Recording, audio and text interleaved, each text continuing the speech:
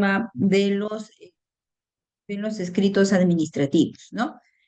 Cuando nosotros hablamos de los escritos administrativos, vamos a ver entonces que vamos a tener como base la 27444 en algunos temas, ¿no?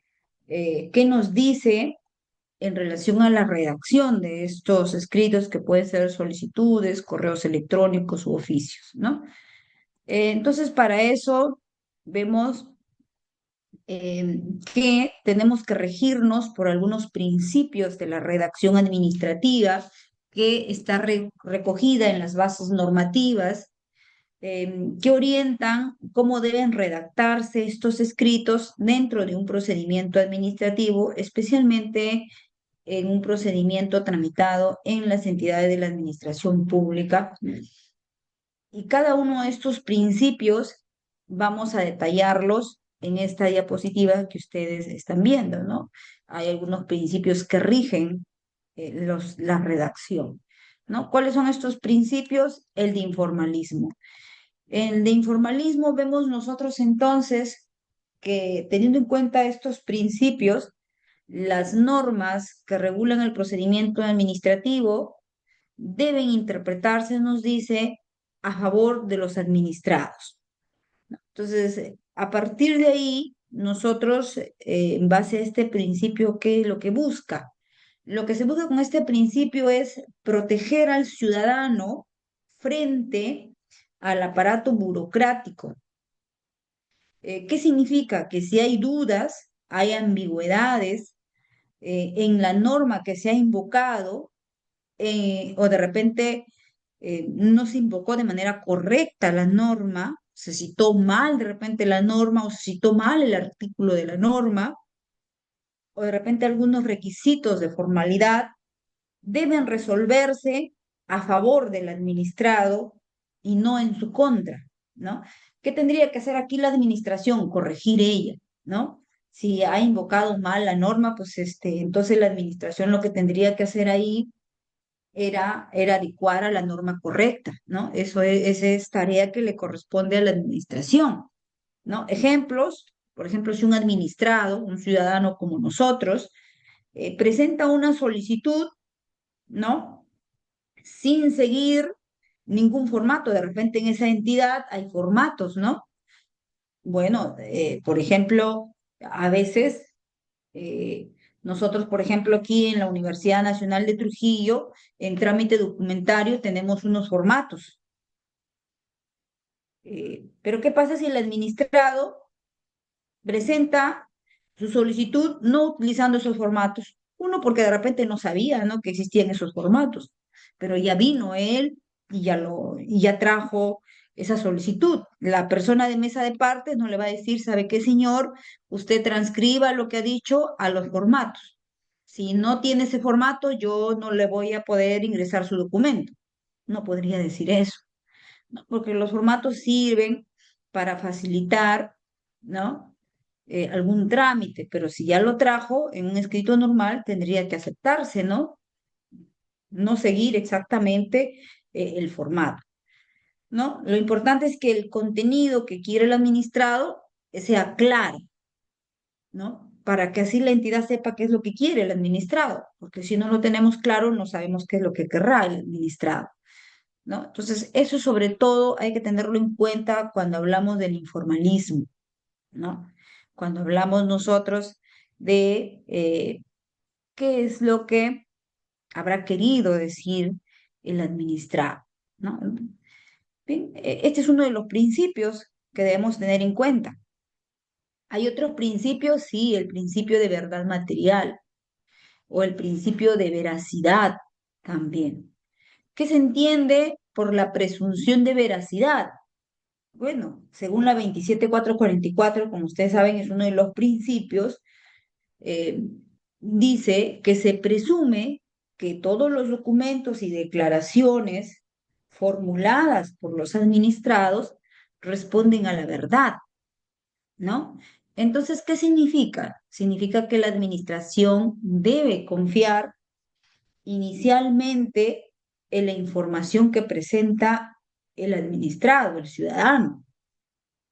y no nos puede exigir otras pruebas excesivas, salvo si tuviéramos indicios, ¿no?, de falsedad, o salvo que por control posterior, siguiendo las reglas igual de la 27444, hagamos un control posterior a los expedientillos que ha presentado los administrados y verifiquemos como control posterior que en realidad han presentado documentos falsos, ¿no?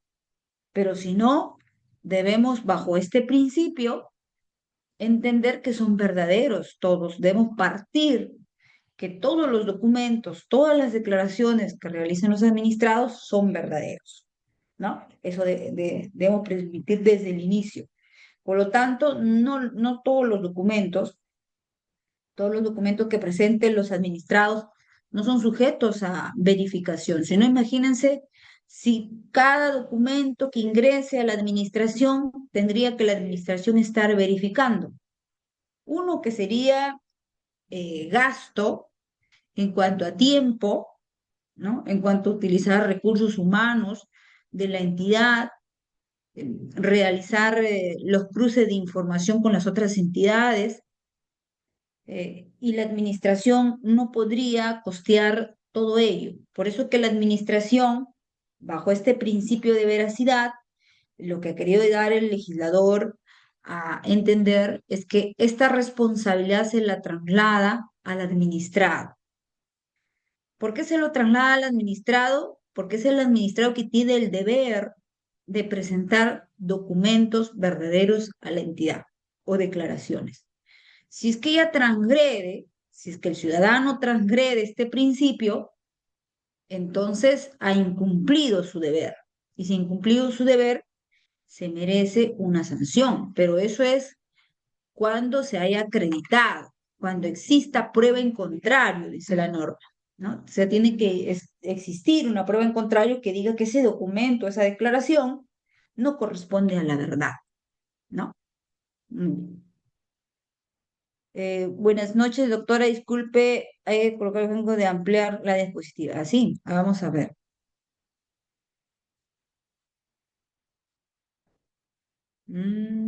Ya. Por ahí lo vemos. Muy bien, entonces seguimos ahí. Entonces, a partir de ahí tenemos cómo funciona este principio de presunción de veracidad. Entonces, este principio lo que busca es evitar formalismos excesivos y agilizar los trámites, ¿no? Por ejemplo, si un trabajador presenta una declaración eh, sobre su domicilio, dice que su domicilio es en tal lugar para que le notifiquen, no debe exigírsele a él una constancia domiciliaria, ¿no? Salvo que nos demuestre, pues se demuestre que nos está engañando, que está señalando cualquier domicilio y no vive él, ¿no?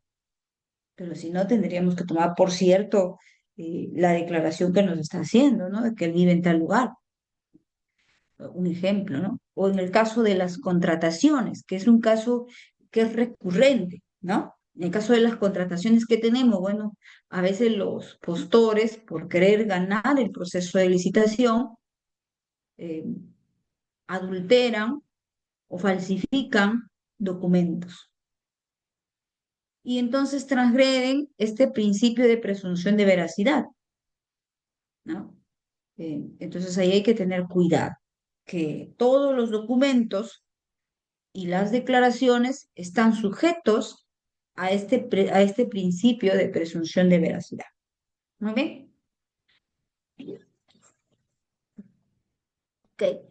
También tenemos el principio de buena fe procedimental. ¿Qué tendríamos que tener en cuenta en este principio de buena fe procedimental?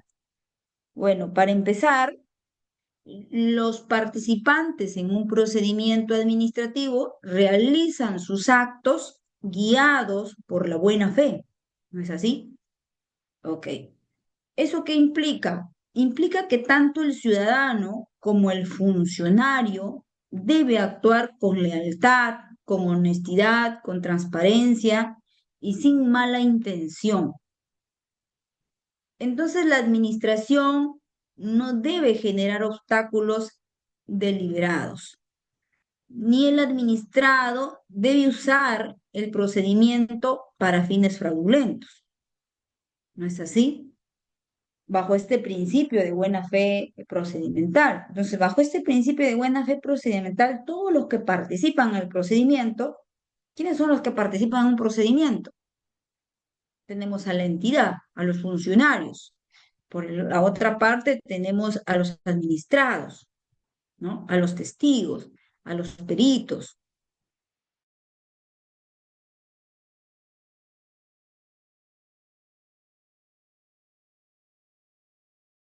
Con, bajo la buena fe procedimental, que significa actuar con honestidad, con transparencia, sin ninguna mala intención, ¿no?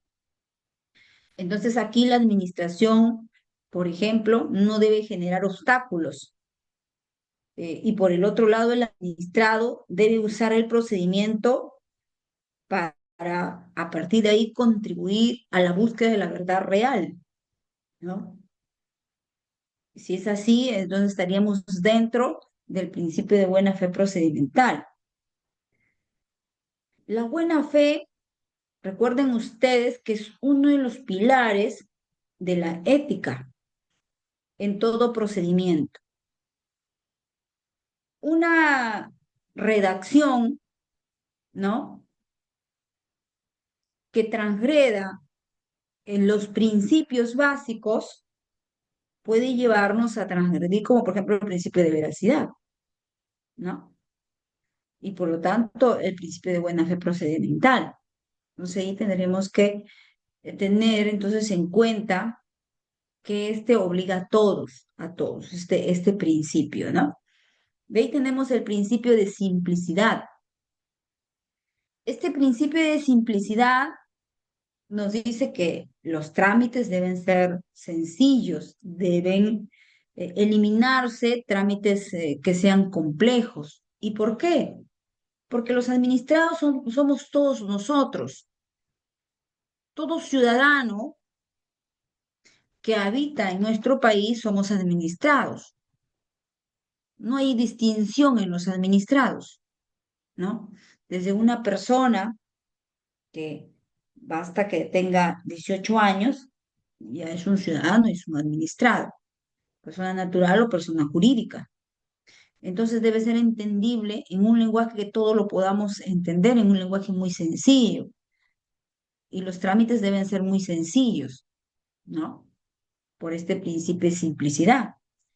Entonces todo documento debe ser claro, ¿no? No tratar de utilizar términos o rebuscar términos para que no nos puedan entender, ¿no? Los términos más sencillos que nos puedan entender todos.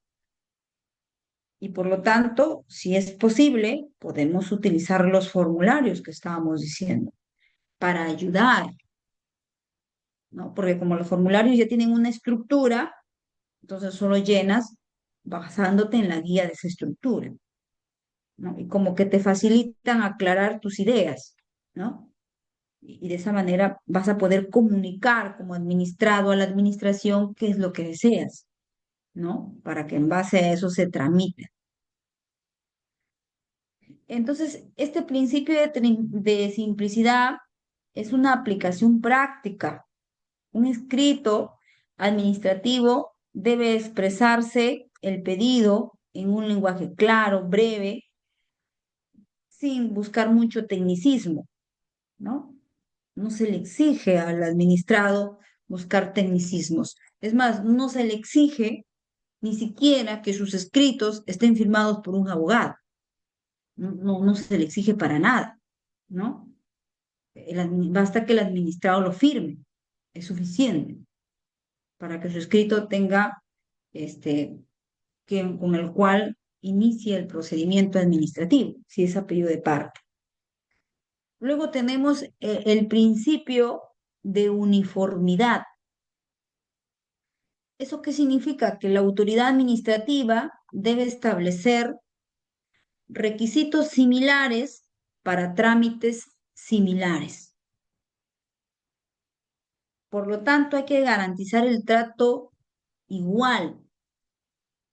No se puede pedir más requisitos a una persona y menos a otra persona para un trámite X. Hay que tener en cuenta la predictibilidad ante casos similares. Hay que tratar de estandarizar la documentación si es necesario. Por ejemplo, en un memorándum que requiere firma y sello, debe pedirse igual para todos los casos similares, sin excepciones, ¿no? Y estamos cumpliendo con la uniformidad. Bien, entonces, ahí hemos visto, a través de este contexto, eh, cuáles serían los deberes esenciales de los administrados en el marco de un procedimiento administrativo, conforme a los principios en el derecho administrativo. Entonces, estos deberes deben establecerse y marcan los límites éticos y legales de las actuaciones administrativas de los ciudadanos frente a la administración pública. Muy bien.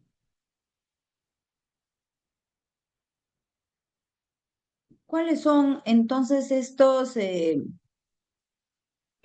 deberes que hemos estado hablando nosotros, ¿no? Los deberes de abstenerse de formular pretensiones o articulaciones ilegales, abstenerse de declarar hechos contrarios a la verdad o no confirmados como si fueran fehacientes, abstenerse de solicitar actuaciones meramente dilatorias, ¿no?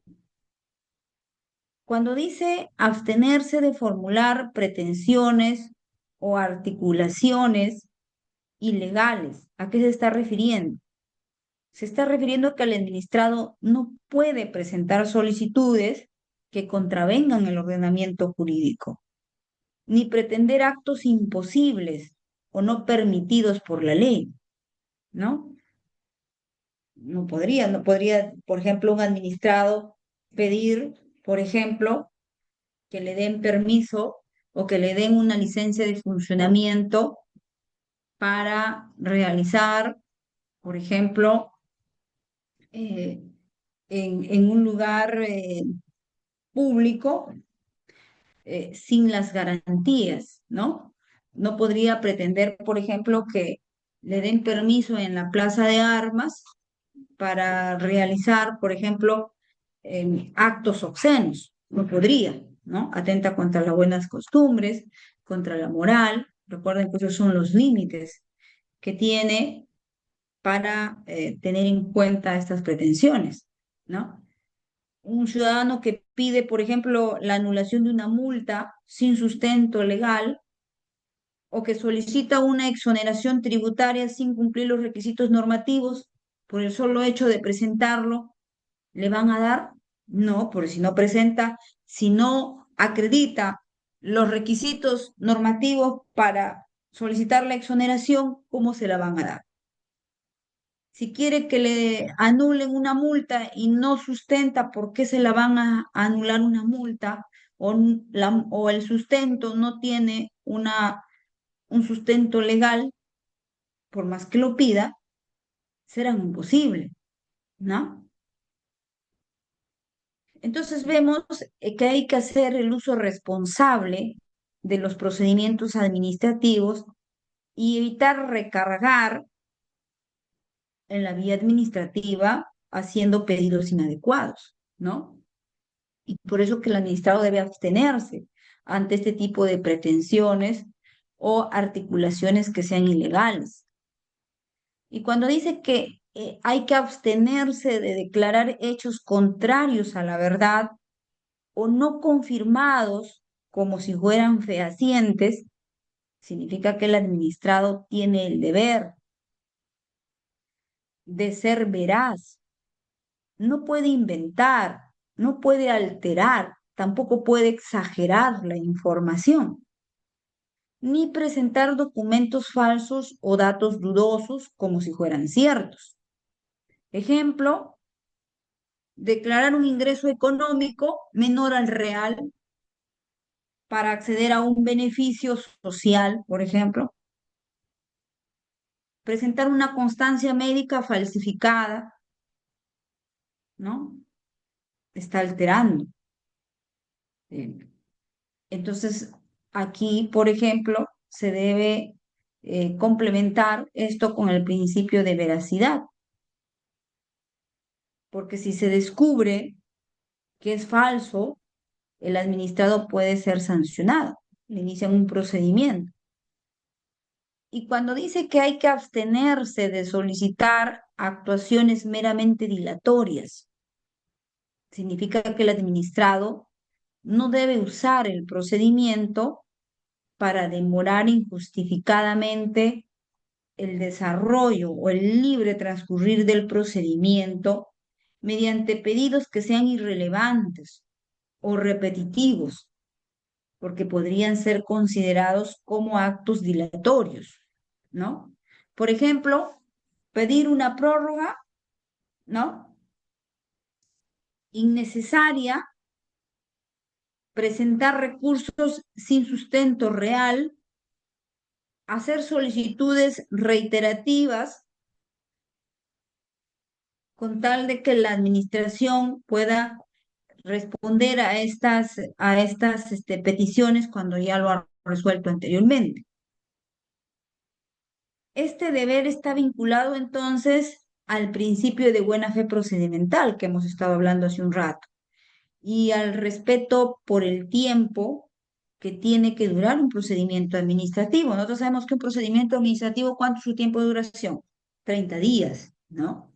Pero si el administrado viene a cada rato en lugar de colaborar, viene a presentar, ¿no? Pedidos, pretensiones, con el afán de demorarlo, podría ser entonces que está faltando a la buena fe procedimental, ¿no? Ya que no nos ayuda a poder concluir el procedimiento en el plazo normal dado por la norma, ¿no? Entonces vemos que estas tres abstenciones son los deberes con los cuales debe cumplir el administrado.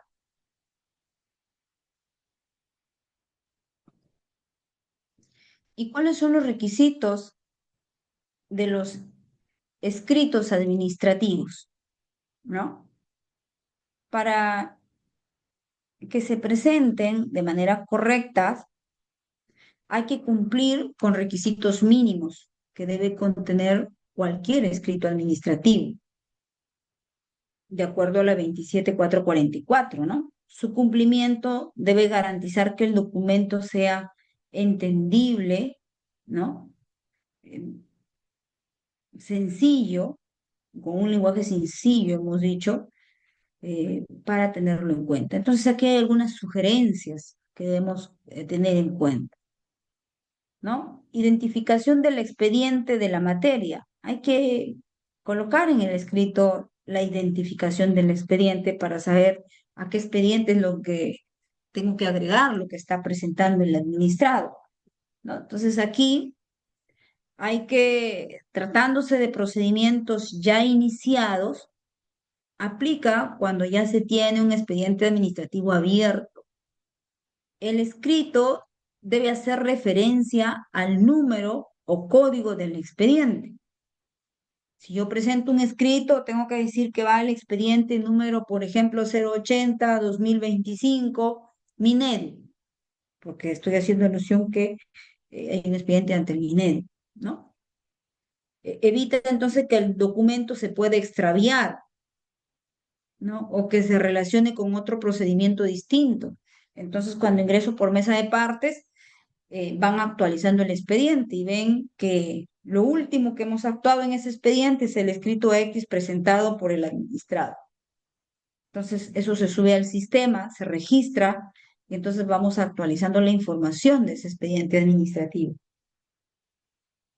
Cuando nos dice también identificación del órgano o la autoridad a quien se dirige.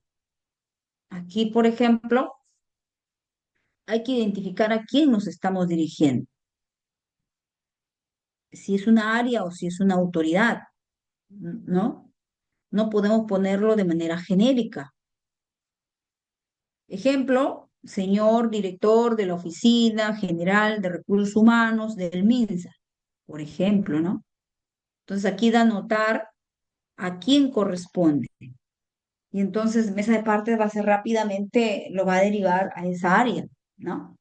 Porque si no, no sabe a quién lo va a derivar, ¿no? Entonces es importante también precisar ello. Nombres y apellidos completos, domicilio y número de DNI del administrado. Hay que identificar al administrado, ¿no?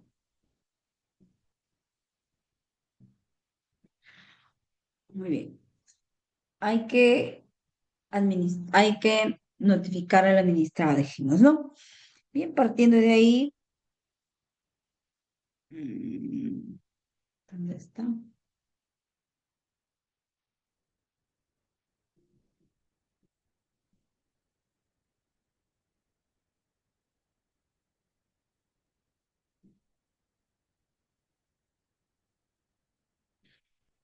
Ok. Entonces tenemos que, hay que identificar al administrado, es decir, permitirle, permitir individualizar al solicitante y garantizar que éste tenga legitimidad para presentar el escrito, ¿no? Si es una persona jurídica, que sea el representante legal y que, y que acredite que su representación legal está vigente, ¿no? Para ver si hay que verificar la legitimidad, ¿no? Igual si es una persona natural, ¿no? Entonces ahí tiene que identificar, tiene que decir yo, Leila Aguilar, con DNI, con domicilio en, ¿no? Tengo que indicar mi domicilio, ¿no? Estos datos son importantes y deben ser datos correctos para evitar nulidades, ¿no? Entonces, también hay que precisar esta información. También tenemos que tener en cuenta expresiones concretas de lo pedido y de los fundamentos. Es decir, que tiene que precisarse el petitorio, más los hechos. Si fuera posible, no, no se obliga, si fuera posible, dice la norma, hay que darle una fundamentación legal, solo si fuera posible, ¿no? Si no, suficiente que nos precise el petitorio, nos narre los hechos, si fuera posible, ¿no? Entonces aquí se debe indicar de manera precisa qué se solicita en el petitorio y tiene que explicar en los fundamentos por qué está solicitando lo que está indicando en el escrito. Ejemplo, si mi petitorio es solicito que se me otorgue licencia con goce por razones de salud, ¿cuál será mi fundamento? Pues tendré que decir, bueno, yo solicito esta licencia debido a una incapacidad temporal acreditada con mi certificado médico. Si puedo, lo agrego los fundamentos de hecho y iría conforme al artículo tal de la ley tal, ¿no? Si puedo. Entonces, vemos que es un escrito sencillo, puntual, y uno no se puede confundir en el petitorio. Lo entendemos todos, qué es lo que quiere. Y todos hemos entendido por qué está pidiendo en base a sus fundamentos. No necesita hablar mucho, necesita ser muy puntual nada más. Muy bien. Entonces, incluso aquí lo hacemos casi en 3 líneas y es mucho, ¿no? Muy bien. En relación a la relación de documentos y anexos, ¿qué nos dice que esto dónde puede estar? La relación de documentos y anexos puede estar en el TUPAC, ¿no? De las entidades. Ahí puede decir, bueno, para pedir estas licencias con goce, tiene que anexar los siguientes documentos, ¿no? Eso va a estar en un TUPAC de cualquier entidad, ¿no? Que solicite esta licencia. Entonces, lo que hay que hacer es revisar el TUPAC de la entidad y anexar los documentos que se solicitan, ¿no? Entonces, esto es obligatorio, ¿no? Hay que juntar todos los documentos respecto a lo que dice el TUPAC que guía el procedimiento que yo estoy solicitando. Por ejemplo, si dice licencia con goce, hay que presentar, si estoy pidiendo una licencia, hay que presentar con goce por enfermedad, tengo que presentar el certificado médico que sustente, mi copia de mi DNI, mi constancia laboral, ¿no? Algo así. Pero ¿dónde lo encuentra este sustento? En el TUPAC de las entidades. Ahí está, ¿no? Hay que revisar entonces el TUPAC de una entidad y extraer de ahí los requisitos y anexarlos, ¿no?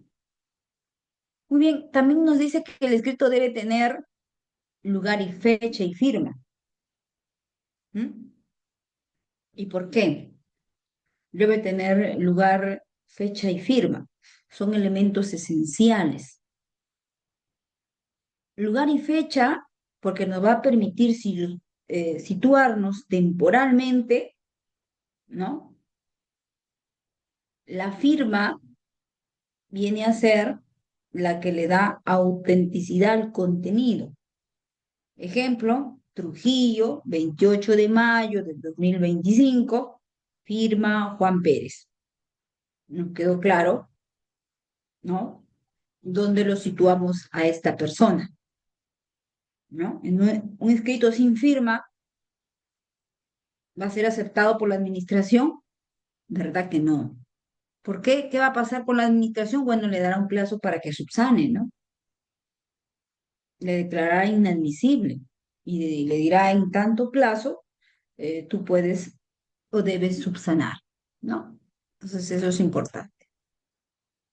La dirección donde se desea recibir las notificaciones, también aquí es fundamental, ¿no? Hay que indicar para efectos del procedimiento dónde se van a recibir las notificaciones. Si va a ser de manera física o va a ser de manera virtual. De repente está autorizando en su escrito que se notifique vía su correo, ¿no? Pero debe estar claramente consignado, porque recuerden, si es virtual, la 27444 dice que debe expresarse el consentimiento del administrado. Entonces dirá, solicito que se notifique por correo electrónico todas las notificaciones, ¿no? Y ahí consignará el correo electrónico. Recalcar que si no se indica, ¿no? Correctamente, las notificaciones pueden darse por válidas en otro domicilio y perjudicar al solicitante, ¿no? Por eso es que hay que indicarlo de manera muy clara, ya sea la física o la virtual, ¿no? ¿Cómo usar entonces todas estas precisiones en los escritos? Todas estas precisiones tenemos que consignarlo en un escrito. Muy bien.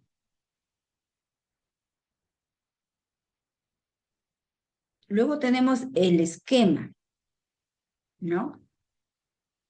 El esquema viene el esquema o los elementos del esquema es en función a lo que ustedes ven en la diapositiva, ¿no? Primero hay que colocar el expediente, habíamos dicho número tal. Solo se coloca si el procedimiento ya fue iniciado, ¿no? Eso también es importante tener en cuenta. Y tiene un número asignado, porque ¿qué tal si es por primera vez que está haciendo un pedido? Si es por primera vez que está haciendo un pedido, pues no tiene antecedentes, ¿no? No tiene expediente, recién le van a generar un expediente. ¿De qué expediente va a colocar? El expediente es cuando ya un procedimiento está en giro, ya, ¿no? Ya le han asignado un número de expediente. Pero si es nuevo, también hay que tener en cuenta que no tiene. Entonces no le pondremos nuevo expediente, eso también hay que precisarlo. ¿Qué función cumple el que le asignemos un número al expediente? Bueno, va a permitir identificar rápidamente a qué procedimiento se refiere el escrito. Ejemplo, expediente número tal, ¿no? Expediente 108/2024, Secretaría General, guión UNT, por ejemplo, ¿no? Eso es porque yo tengo un expediente en giro, pero si no tengo un expediente en giro, no lo coloco nada. Luego del expediente vendría identificarse a qué autoridad lo voy a dirigir, ¿no? A, a qué autoridad lo dirijo y entonces debe ser preciso. Debo colocar, ¿no?, el cargo y si es posible el nombre del funcionario a quien va dirigido, ¿no? El cargo, si yo tengo el nombre, mucho mejor, pero el cargo debe ir. Por ejemplo, señor director general de administración del MINSA. Entonces ya sé que va al señor director general de administración del MINSA. Si tengo el nombre, lo coloco el nombre. Si no, diré, solamente lo dirigiré a esta área, sin colocarlo quién es el responsable de esta área. No, no lo conozco, no sé de repente, pero mínimo tengo que tener a qué área lo voy a dirigir y debe estar identificado la área de manera precisa. De ahí dice datos del administrado. Dijimos nosotros hace un rato que luego de ello viene. Es decir, que hay que colocar ahí los datos del administrado, el nombre, apellido del administrado, con su DNI y con su domicilio. Es obligación, entonces, para dar validez al pedido y para recibir las notificaciones. Ejemplo, María Torres Sánchez, con DNI, con domicilio en Avenida Perú, número 325, Trujillo. ¿No? Es así. Muy bien. Luego está la apertura, la redacción, a usted digo, ¿no? Y ahí comienza a decir qué es lo que desea. Introduce de manera inicial un contenido del pedido, ¿no? A usted digo, dos puntos, esa es mi introducción a lo que voy a pedir. Luego ya expreso de manera concreta mi pedido, ¿no? Diré, ahí ya formulo el pedido de manera claro y directa.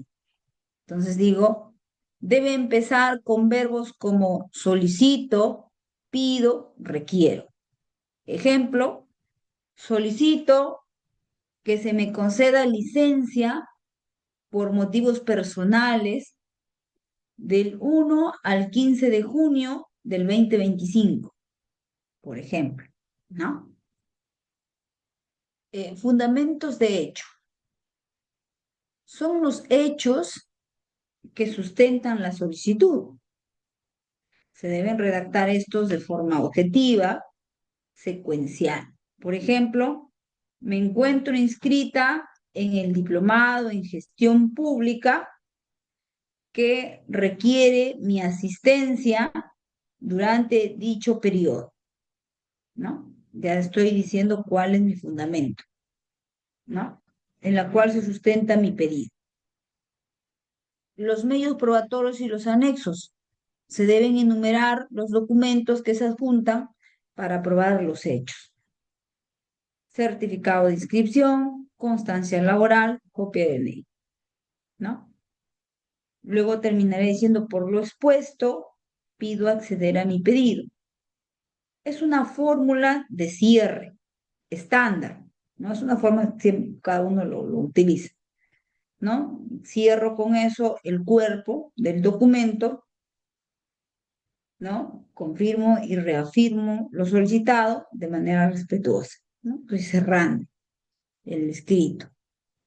Luego coloco lugar, fecha y firma, ¿no? Trujillo, 20, ¿qué estamos ahora? 29. Trujillo, 29 de mayo del 2025. Firma. Entonces hemos puesto el lugar, fecha, firma, ¿no? Esta firma puede ser a mano o puede ser digital. Basta que se haya pedido como tal, se realiza de esa manera, ¿no? Siempre y cuando el procedimiento lo permita, ¿no? ¿Cómo se puede trabajar entonces bajo este contexto? Como ustedes habrán visto, hay que cumplir todas estas formalidades, ¿no? Si se cumple con ello, entonces seguimos la lógica de la formalidad o bajo el esquema del escrito que debe cumplir.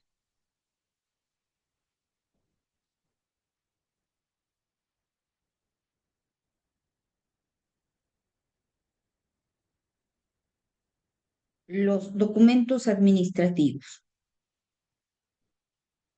Según la función de comunicación en una entidad, hay comunicación interna y comunicación externa, ¿no? Entonces se debe entender cómo circulan la información oficial dentro y fuera de las entidades del Estado. Tenemos los documentos administrativos internos. Los documentos administrativos internos son aquellos documentos que permiten el enlace interno de los órganos y unidades orgánicas que conforman la entidad pública. ¿Qué significa? Significa que son documentos de uso interno dentro de una misma institución pública. Su finalidad es coordinar, informar, instruir o registrar decisiones entre oficinas. Entre oficinas, entre áreas o entre departamentos de una misma entidad, ¿no? Estos son los documentos administrativos internos. Ejemplo, pueden ser los correos electrónicos institucionales, cuando se remiten de una área a otra, solicitando, requiriendo algo. Los memorandos son comunicación interna oficial dentro de la entidad. Los informes técnicos o legales, que son elaborados por un área especializada para otra área. Las actas internas de reunión de trabajo. Comentarios, ¿no? Vemos entonces que hay a lo interno de la entidad documentos que se tramitan como consecuencia de la toma de decisiones internas de las actuaciones administrativas. De ahí tenemos los documentos de administración externa. Son documentos que permiten el enlace externo con personas naturales o jurídicas, públicas o privadas. ¿Qué significa? Significa que son documentos que salen de la entidad pública y se dirigen a otras instituciones o a ciudadanos. Tiene efectos jurídicos externos, por lo tanto requieren un mayor cuidado en su redacción, en su formalidad y su validez. Ejemplo, los oficios que salen, ¿no? Las resoluciones, las cartas notariales, las constancias o certificados, ¿no? Ok.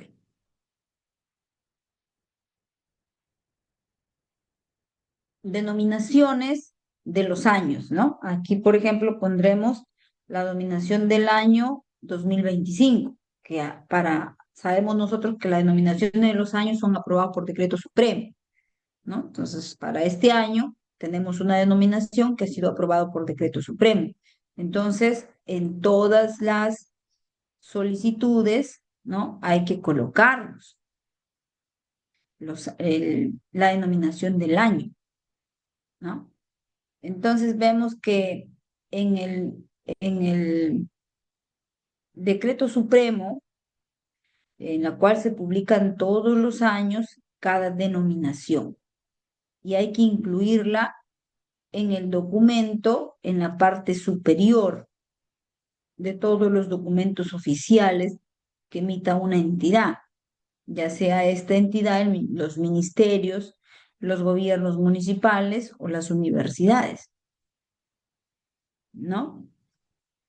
Y aquí tenemos, por ejemplo, un decreto supremo emitido por presidencia del Consejo de Ministros, donde establece eh, cómo se va a denominar el año. Por ejemplo, aquí hay un caso en el caso del año 2024. Así también hay en el caso del año 2025. ¿Dónde y cómo se coloca en el documento? ¿No? Debe ir en la parte superior derecha del documento administrativo. Se debe colocar completo, entre comillas y sin alteraciones. Debe aplicarse para oficios, resoluciones, memorándums, informes, solicitudes, entre otros, ¿no?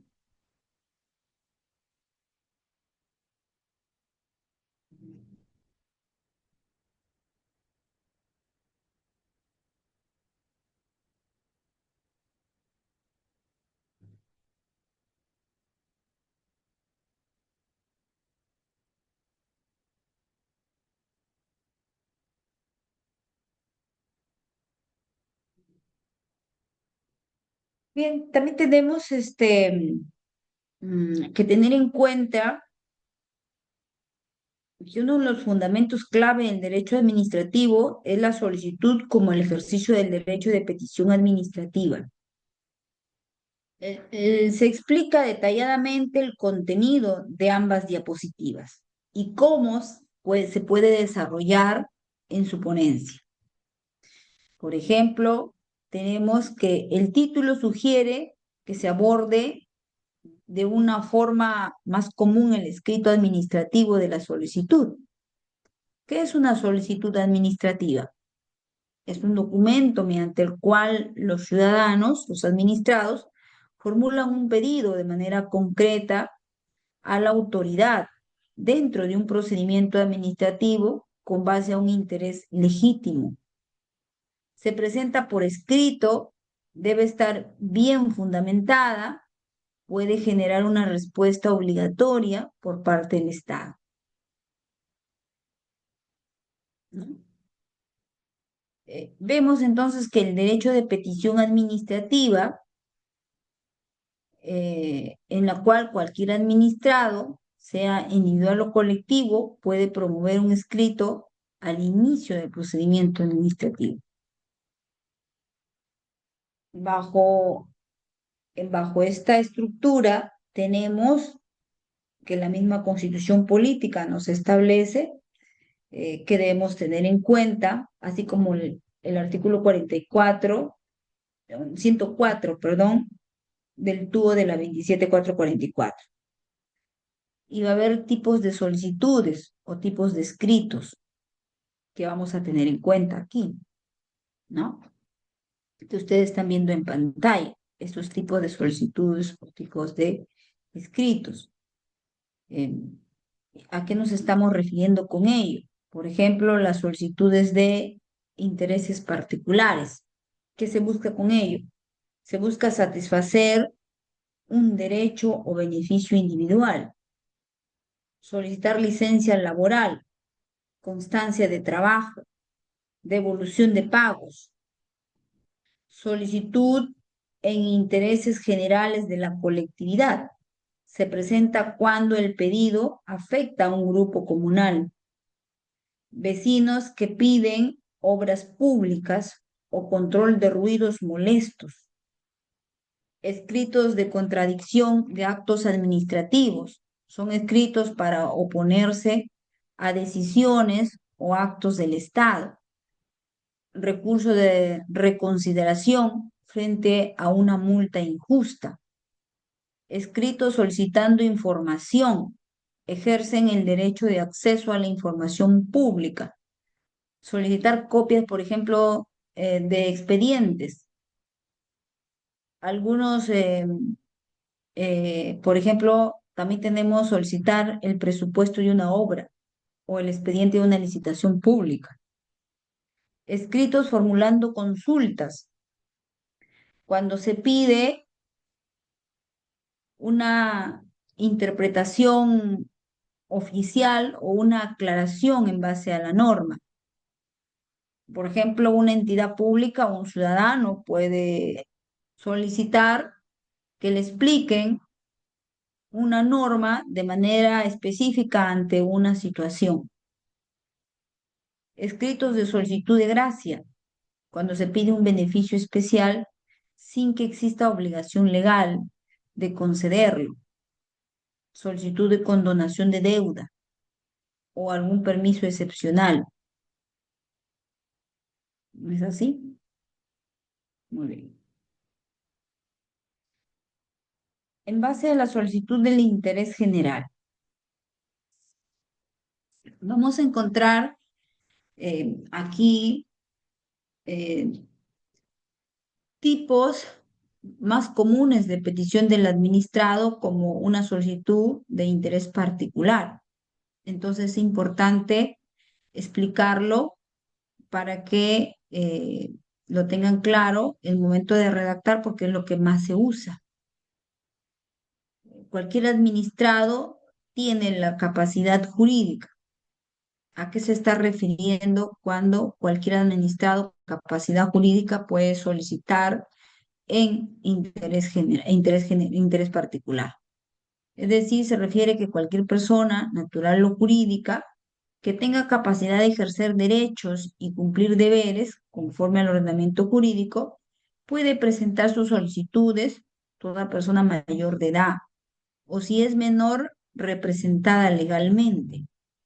También aplica a empresas, asociaciones u organizaciones sociales si tienen personería jurídica.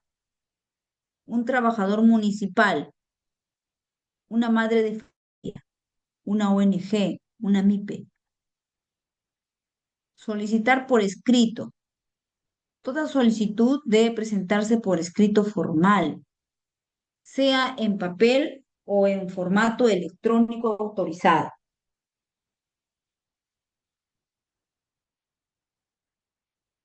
Entonces tenemos aquí em, la solicitud por escrito, ¿no? Debe presentarse con un escrito formal, lo dicho nosotros.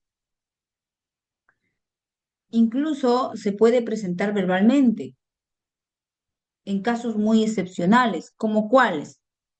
Por ejemplo, la solicitud eh, de acceso a solicitar copias del expediente, ¿no? Entonces el escrito debe estar bien redactado y contener todos los requisitos formales que hemos revisado anteriormente.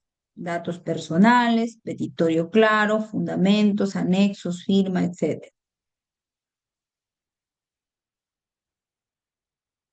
¿no? Eh, ¿Cuál es la finalidad de la solicitud? ¿No? ¿Cuál es la finalidad de la solicitud? Aquí es satisfacer un interés legítimo, obtener una declaración, obtener el reconocimiento o el otorgamiento de un derecho, o la constancia de un hecho, ejercer una facultad o formular o realizar o formular de manera legítima una oposición, ¿no?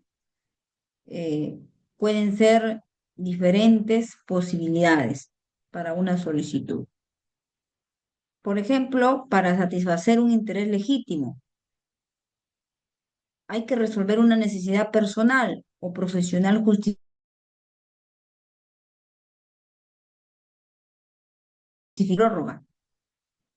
obtener la declaración de un derecho, pedir y se reconozca un derecho existente, reconocimiento de tiempo de servicios, obtener el otorgamiento de un derecho, pedir que se conceda un beneficio nuevo, otorgamiento de un subsidio,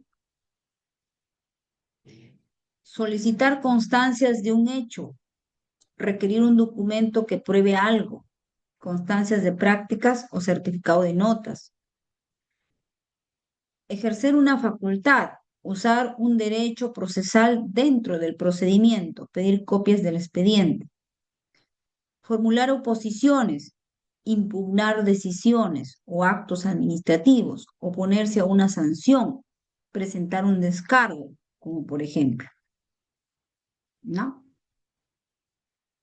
Entonces vemos que podría ser aquí, por ejemplo, que un docente pida por escrito una reasignación por motivos de salud familiar.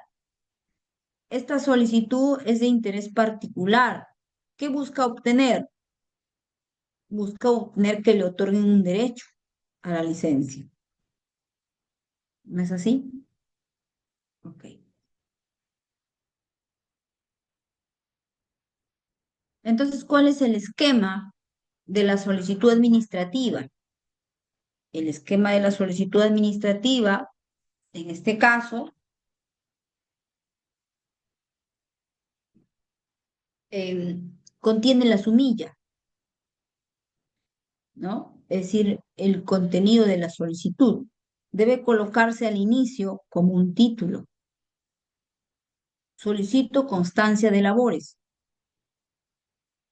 Siempre debe ir alineado a la izquierda en una línea sola. Luego se formula un encabezado dirigido a la autoridad, ¿no? Que debe incluir el cargo de esta autoridad. Y si se conoce el nombre, colocarlo también el nombre, ¿no? Señor Director General de Recursos Humanos del MINSA. Si conozco el nombre, lo coloco.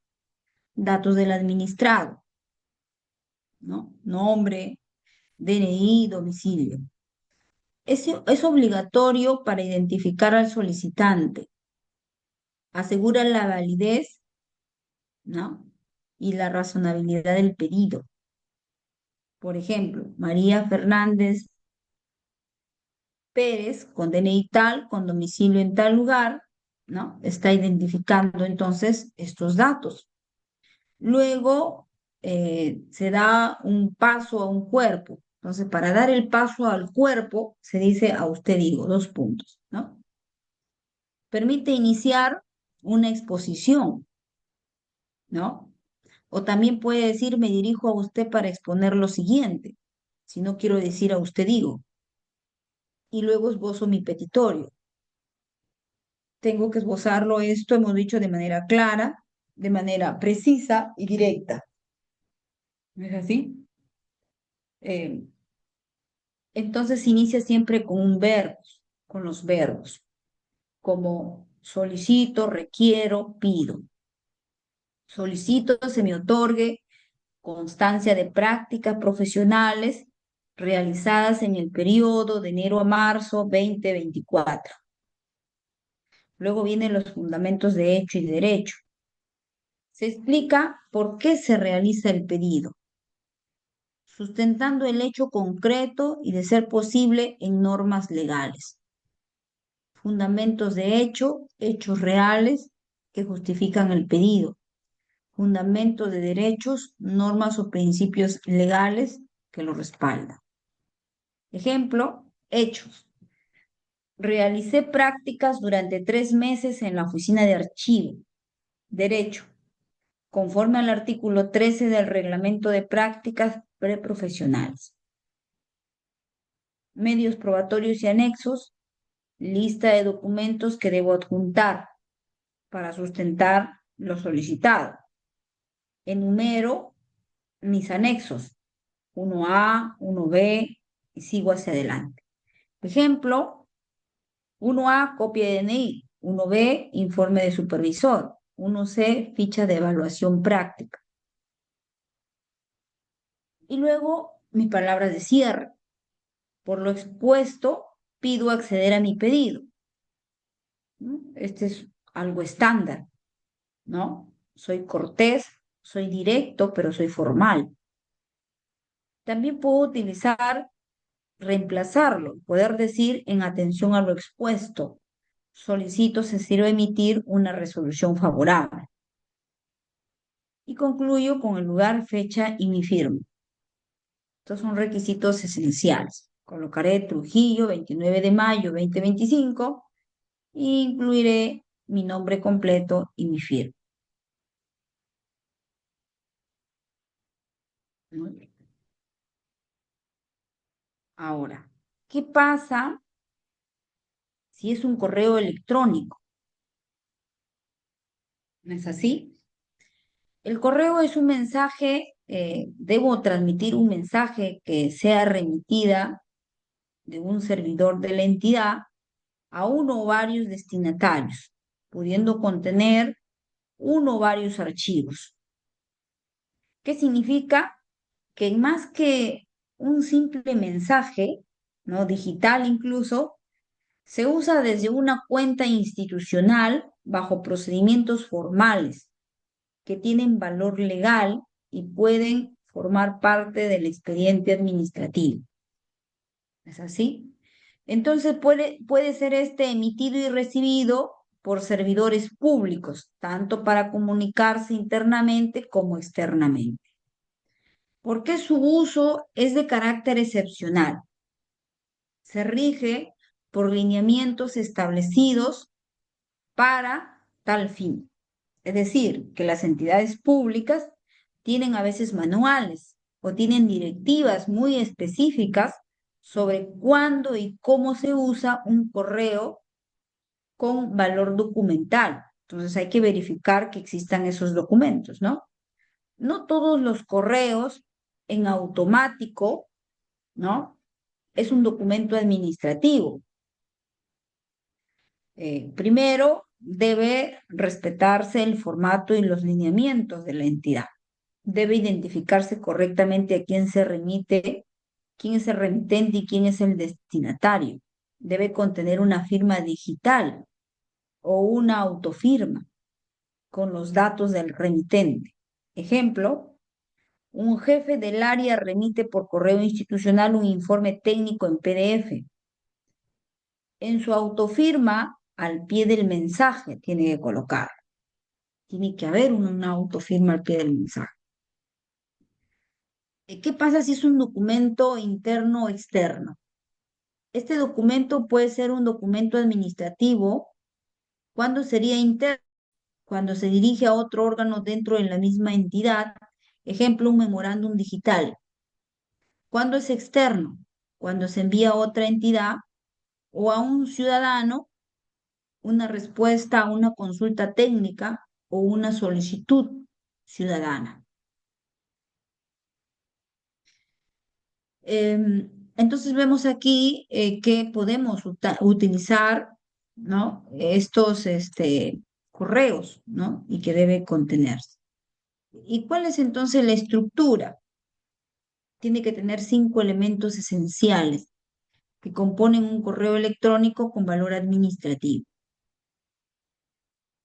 y que pueda ser reconocido como un documento oficial dentro de un procedimiento administrativo. ¿Cuál es la estructura? Destinatario, para.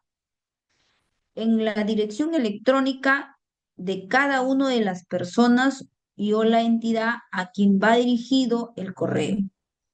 Debe ser una dirección institucional válida. Puede haber más de un destinatario. ¿Por qué? Porque puede colocar con copia. Para, ¿no? O con copia. Ejemplo, correo dirección administrativa @muni.chiclayo.go.p. Nunca usar correos personales si se trata de una comunicación formal del Estado, o sea, desde la administración. Si sale desde las entidades públicas, hay que utilizar nuestros correos institucionales. Ok. El asunto, expresar sucintamente un contenido del correo electrónico. Debe ser claro, específico y muy conciso. Se recomienda, lo ideal sería no ir más de 10 palabras. Remisión de informe número tal, ¿no? El asunto está bien formulado, facilita la búsqueda rápido del mensaje. Cuerpo es la parte expositiva y central del documento. Debe estructurarse como un pequeño documento formal, donde tenga la parte introductoria breve, es decir, por medio del presente, el contenido, lo que se remite, se solicita o se comunica. Cierre, una frase de cortesía o un llamado a la acción. Ejemplo, me dirijo a usted para remitirle el informe correspondiente al mes de mayo, adjunto el formato PDF, quedo atenta a cualquier observación. Estoy haciendo un mensaje, ¿no? Por correo. Despedida es la frase que se utiliza para despedirse del destinatario del correo, ¿no? Entonces refuerza nuestro tono de cortesía, ¿no? Y además se es profesional. ¿Cuáles son las frases que más se recomiendan? Atentamente, saludos cordiales, con consideración. Evitar frases coloquiales como saludos, bye, nos vemos, ¿no? Eso no es recomendable. Y luego la autofirma. Al pie de cada mensaje, los usuarios deben insertar una autofirma. ¿Para qué? Para permitir identificar formalmente al remitente. La autofirma, ¿qué tiene que tener como elementos básicos? El nombre completo, el cargo, la entidad, el teléfono y el correo electrónico. Esos son los datos completos que se deben tener, ¿no? Muy bien. Por ejemplo, aquí tenemos un formato de autofirma por correo electrónico, ¿no? Quienes tenemos firma electrónica, esto nos genera automáticamente, ¿no? Por ejemplo, este es un formato de una entidad, ¿no? Bajo este formato digital lo trabajamos, ¿no? Entonces, es un formato de autofirma institucional por correo electrónico. Si somos funcionarios y servidores públicos. Es muy útil en el contexto de las entidades públicas. Es un requisito formal que refuerza la identidad institucional del remitente, aporta seriedad al mensaje y permite verificar su procedencia. ¿No es así? Entonces la autofirma es una firma electrónica simple que aparece al pie de un correo electrónico enviado desde una cuenta institucional. No es una firma digital, por si acaso. No es una firma digital, pero tiene un valor administrativo si cumple con estos lineamientos.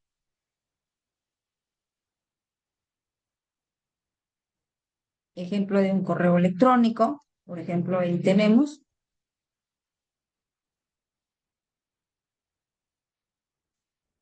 un ejemplo, por ejemplo, de enviar de todo lo que hemos estado hablando. Por ejemplo, este sería el contenido que debería ir bajo esta forma.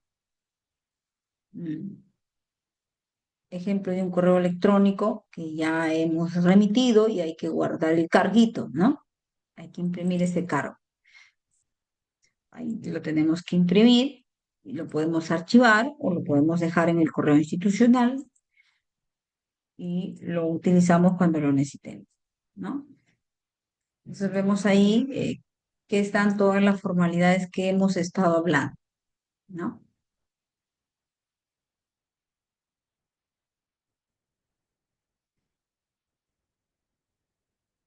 ¿Cuál sería aquí este, que en la autofirma no solo se informa, también se valida el correo institucional? Entonces, no se puede incluir o remitir de un correo informal, de un correo personal. Por eso es necesario, ¿no? Muy bien. De ahí tenemos el oficio. El oficio también tiene aquí sus formas, ¿no? Para el oficio, no es debemos respetar entonces la tipología de este tipo de documento administrativo llamado oficio, que también es utilizado. ¿Qué es un oficio? Es un documento administrativo emitido por una autoridad pública para comunicar, requerir, coordinar o informar algo a otra entidad o a un funcionario. Tiene un carácter oficial, formal y obligatorio en el procedimiento administrativo. Hay oficios simples, ¿no? Hay oficios simples y hay oficios múltiples. ¿Qué son los oficios simples? Son documentos emitidos por el órgano o por las unidades orgánicas para comunicar a una entidad de la administración pública. Entonces, ¿cuáles son sus características? Va dirigido a una sola entidad pública. Se usa para informar, para solicitar, para coordinar o para requerir algún documento, entre otros. Contiene un único destinatario, si es un oficio simple, hemos dicho, ¿no? Ejemplo, el Ministerio de Educación envía un oficio al gobierno regional solicitando información sobre plazas docentes. Y en los oficios múltiples, son documentos emitidos por los órganos o unidades orgánicas para comunicar en forma simultánea y sobre un mismo asunto con dos o más entidades públicas. Características: tiene varios destinatarios simultáneos, se utiliza cuando se necesita comunicar el mismo contenido a varias instituciones al mismo tiempo. Tiene efecto colectivo, pero individuales. Cada entidad responde por separado. Ejemplo, el Ministerio de Salud envía un oficio múltiple a todas las direcciones de salud sobre una alerta sanitaria nacional. ¿No es así? Entonces tenemos un oficio múltiple. ¿Cuál es el esquema que tenemos? Siguiendo el esquema, tenemos un esquema para por ejemplo, uno de los elementos es número de destinatarios. Hemos dicho que si es simple será uno y si es múltiple será más de dos o más, ¿no? ¿Cuál es el propósito? Una comunicación individual en el oficio simple y en el múltiple una comunicación simultánea con igual contenido. En el encabezado, en el múltiple dice señor, en el oficio múltiple dice señores. El oficio múltiple es el que se usa, bueno, con unos requerimientos específicos, ¿no? Se requiere de manera específica alguna cosa puntual, mientras que en el múltiple son disposiciones muy generales o son circulares oficiales. Entonces vemos que hay una diferencia entre ambas, ¿no? En cuanto a su estructura. En la parte introductoria, ¿no? En la parte introductoria debe ir la denominación del año. Aquí tiene que indicarse. Y para eso tendremos que recurrir a cómo cada año se aprueba mediante decreto supremo la denominación. Y eso lo colocaremos ahí. Eso debe ir en la parte superior derecha del documento. Es obligatorio que todos los documentos que salgan de la administración pública vaya, es obligatorio, los que salen, ¿no?, de la administración. Luego va el oficio número. Tiene que tener números correlativos, debe haber un registro interno dentro de la entidad, ¿no? Entonces hay que colocar el número, el año, las siglas de la entidad o de la unidad que emite. Luego el señor, título del destinatario del documento, ¿no? Puede cambiar esto, hemos dicho, y son múltiples a señores, ¿no? Datos del destinatario: nombre, apellido del destinatario, cargo, institución, dirección. Es importante identificarlo con precisión al funcionario y a su dependencia. Luego será el presente, fórmula que debe usarse indicando que el documento será entregado directamente, no por vigilancia, sino debe ser entregado directamente. Eso no significa que vamos a utilizar una valija, no, se entrega directamente. eh, en este caso, puede usarse, por ejemplo, el presente. Cuando dice presente, se indica que hay que, así vaya por mesa de parte, se tiene que dirigir a dónde se está remitiendo, ¿no? Y luego va el asunto. Es una frase muy breve y clara acá en el asunto que indica el contenido del oficio, ¿no? Por ejemplo, remisión del informe de ejecución presupuestal. Ya dije qué es lo que estoy remitiendo, ¿no? Referencia, si tengo referencia, lo colocaré. Me menciona que hay un documento anterior o un antecedente que motivó el que yo envíe el oficio. Por ejemplo, referencia, un memorándum 123-2024, OGP. Entonces hago referencia a que mi oficio lo remito en base a un documento previo que me llegó, que fue un memorándum, ¿no? Luego viene el cuerpo, una introducción. Es grato dirigirme a usted. Una manera eh, de inicio de una cortesía. Y luego viene el desarrollo, donde se expone con claridad el motivo de la comunicación, de la solicitud o de las coordinaciones. El cierre es el propósito, la ocasión para expresar los sentimientos de mi consideración. Cierro ahí. Entonces, es una fórmula diplomática de despedirme y refuerzo mi tono de cortesía informal. Y cierro lo clásico con atentamente y hago mi firma o mi posfirma. Nombre completo, mi cargo y mi dependencia de como funcionario que suscribo. Puedo incluir también mi número de DNI o mi código institucional si es necesario, ¿no? Muy bien. Eh, el formato en la introducción, si es múltiple, ¿no? ¿Qué pasa si es múltiple?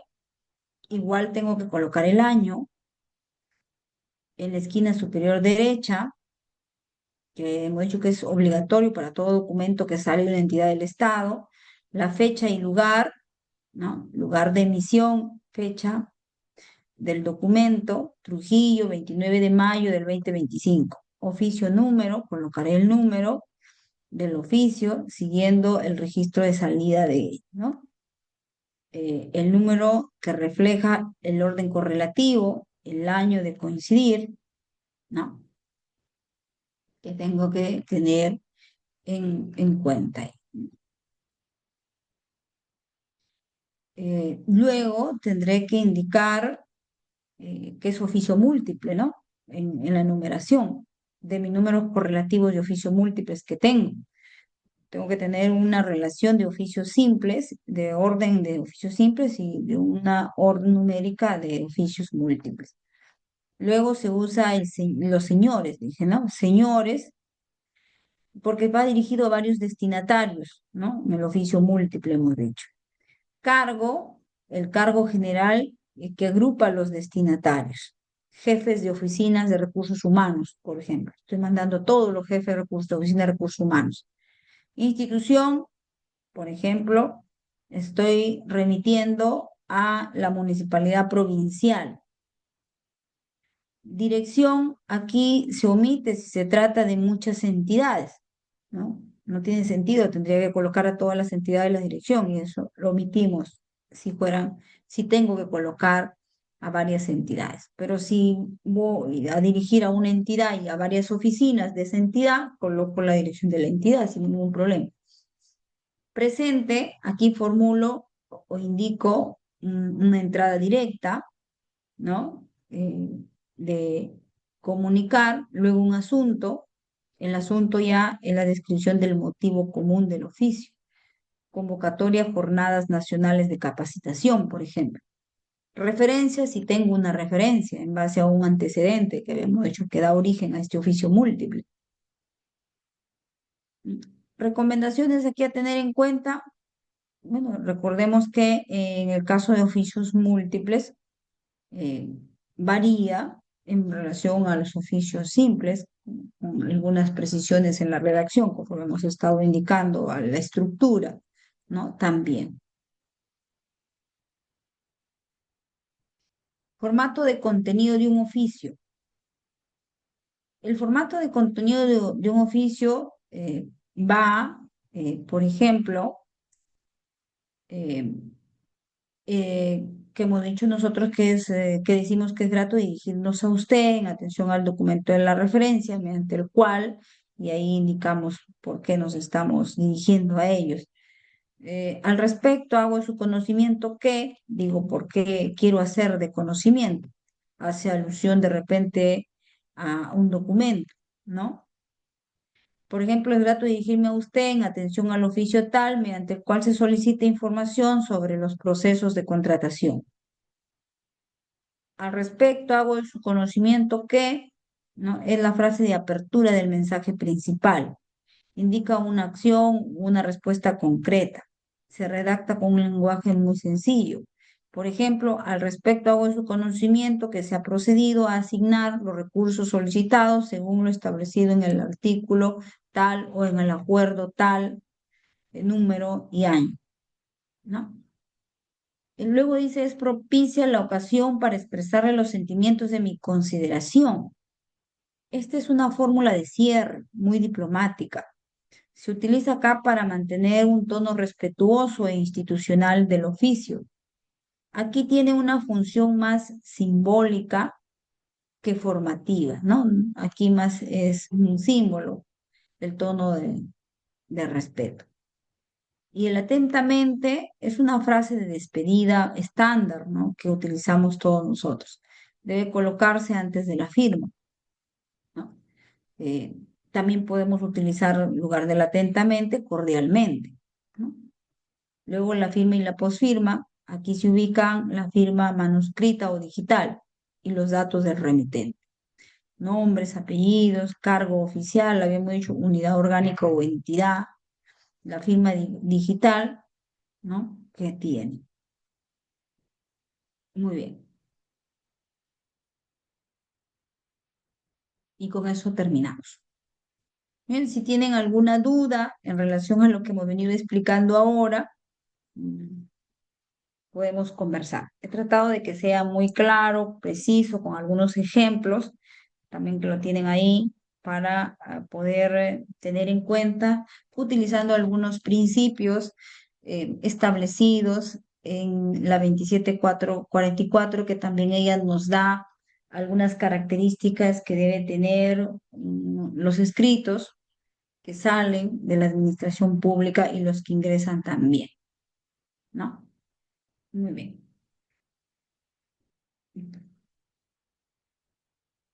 Quedo atenta entonces a sus preguntas. Bien, doctores, los que desean hacer su pregunta, por favor, pueden alzar la mano, se les va a habilitar el audio.